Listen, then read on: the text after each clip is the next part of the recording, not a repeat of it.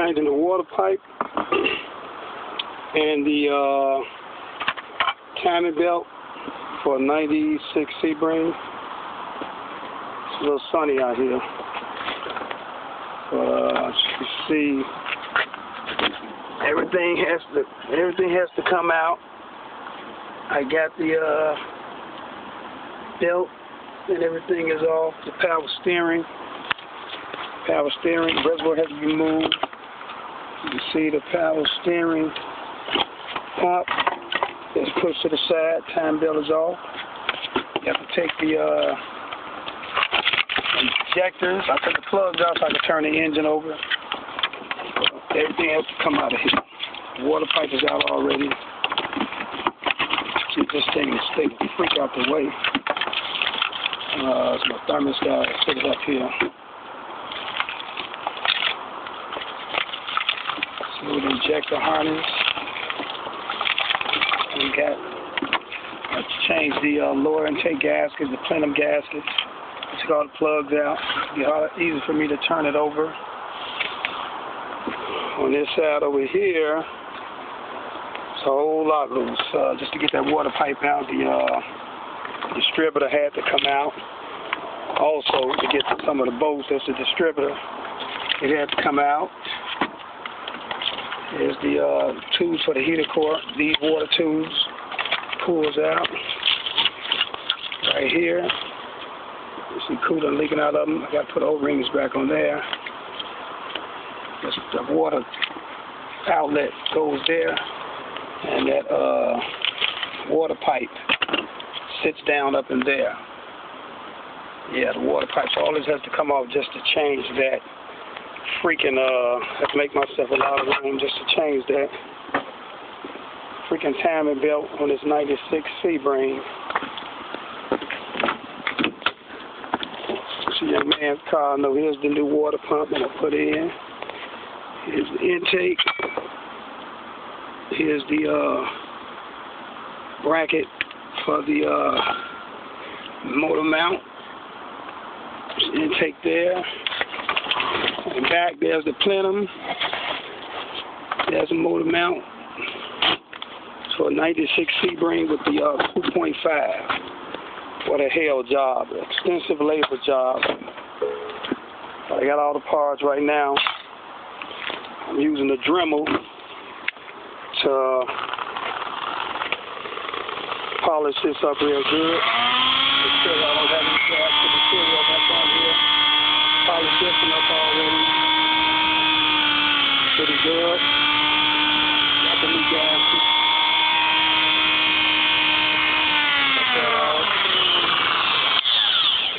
So in a little while, I'm going to put the new timing belt on. I'm going to use some clips to hold it together as I get them, but as you can see, I have the timing set. It's my chalk mark. You can't see it, it's so sunny out. Chalk mark on that one. Chalk mark on that one. See the white chalk? That's set, white chalk. I have the crank chalk mark. And I did them all with the number one spark plug is right here under the plenum. And I used a compression gauge. And I brought it around by hand. I had compression. From there, I put a rod in there, and I brought it around until the rod came up. Then I bagged up a little bit. It went down. I came up again. And lets me know I'm set exactly on the compression stroke on number one before I took that belt off. And the tensioner, I have the tensioner. Let me get that tensioner so you can see. You have to compress that tensioner. And let me get my creeper. Tensioner has to be compressed, and you have to use I have a drill bit holding it. So when I put it in, and I set that to 39 inch-pounds, and I'm gonna bolt this down. I have the spec. Just don't see where I put it at, but I have the spec. But that's the tensioner with the have a drill bit sitting in it. So it's set. This is for the 96 Crisis Sebring. A lot of stuff have to come off to do this job. Whole lot of mess. Yeah.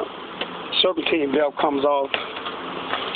Once you break this nut loose, this slides back and forth. So that's basically your tensioner on the serpentine belt, opposed to the other ones you have to put a socket in. Then when you turn in this crank pulley with your screw in there, if you go too far, you can always wedge something in between that notch and your screw and bring it back.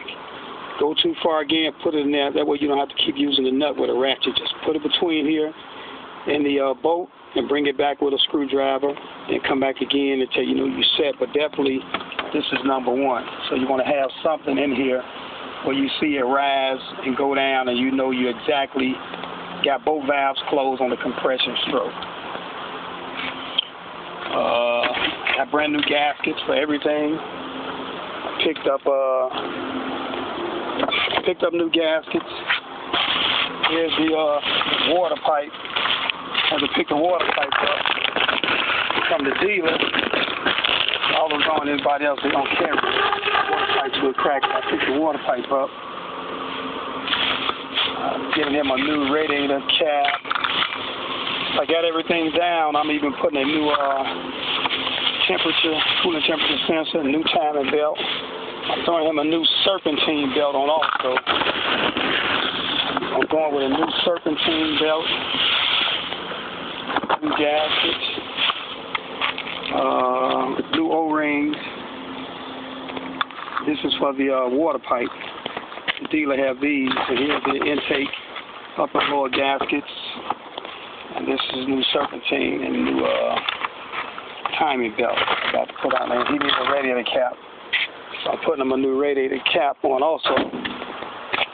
And this is the 96 Sebring. I don't have anybody to hold this camera for me, otherwise I could start doing a few things. I have to get these gaskets off.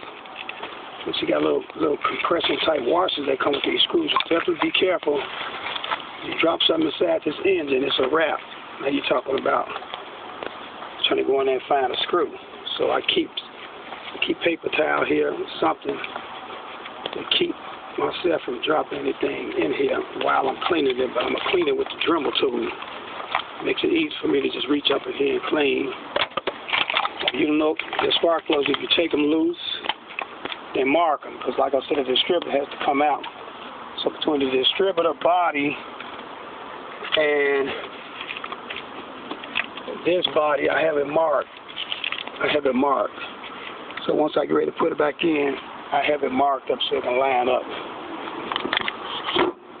And my distributor marked right there. You see black. A piece of black. When I put it back in, that's the way it go in. Yeah, he need a new spark plug wire too. Forgot about that. On the tip of the wire pop loop. I gotta grab another spark plug wire from somewhere. There's another one of those on there. Yeah, for spark plug wire for number 6, which is this one here, pop loose. Here's the injectors. Yep, so I'll be getting down what to get down. Don't forget the ground strap. This ground strap goes back right up here on this bolt. So I'll be putting that back too. First thing I'm going to do is clean everything up and get it ready for the gaskets, and then I'll be putting it together when I get that belt on, tighten down. Then I'm going to rotate this at 2 revolutions to make sure the valves don't hit the heads, because it's an interference engine. And you off a little bit, they will hit. Now if you feel that it's off and it's about to hit, if you feel tight like you're hitting the valves, then that crank down there, you take that crank back about 3 notches backwards, 3 notches. Then go ahead and adjust your cam gears. Bring them up to where they should be, and then bring the crank back. And you're taking that crank back so you can be able to move them valves so it won't run into it. Because you don't want to take the crank forward and then adjust these, because now you're ahead of the valves. So bring the crank back about 3 notches if you had to adjust one of these. But as I put the belt on, I'm going to put clips on here to lock the belt. And on this vehicle, once that water pump get in here, you put the belt on this pulley first. the one closest to the firewall. Bring it around the water pump. Keep the tension on it, so you're going to lock it on here once you get on there with the little clips. Bring it around the water pump pulley, which would be here. Then third, you go around this pulley, keeping your tension. So therefore, this pulley and that pulley would be, both of them be wrapped and be going around the water pump. Now you come off to the idler. You get on the tensioner, and the last one you're going to get on is the crank down there. That way your slack will be on this side. So as your slack be on this side, when you release the pin out of your drill bit out of the tensioner, it's going to tighten it up when it push this. That's what's going to tighten it up once it push this up. That's why you go here. You want to go on this end last and make sure your slack is over here last. Right, make sure the slack is over here so it can push it up something that, if you have it set right, you'll be able to take that drill bit right out real easy. You better pull that drill bit out, and it won't be a fight to get this drill bit out. You got to fight to get that drill bit out, then the tension is not set right. So right now I'm going to continue to clean these parts up, and once I get this just about in, then we'll get back to this Sebring. But as you see, it's a lot has to come out. You have I was able to get these bolts out. I was able to get one bolt, 15 millimeter, reaching back here.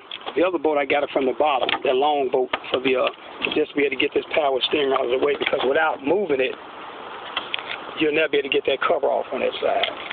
That cover will never come off. So I got it completely out of the way. I got a bolt, like I said, right back here. It's tight, 15 millimeter. I was able to get it loose. The other bolt, I was able to get it from the bottom, and there I got the whole pump. And then the power steering gear has 3 bolts on the bottom on that hard part, facing forward at the back of the engine. You'll see them, they back there, and then there's one on the side to be able to get that power steering pump out of the way. I mean that reservoir is easy when you get it out the way, but just label your things so you can know where to go back. Man, I didn't label a lot. I marked the bolts, the intake bolts and stuff. I got them numbered, just like I got them numbered here.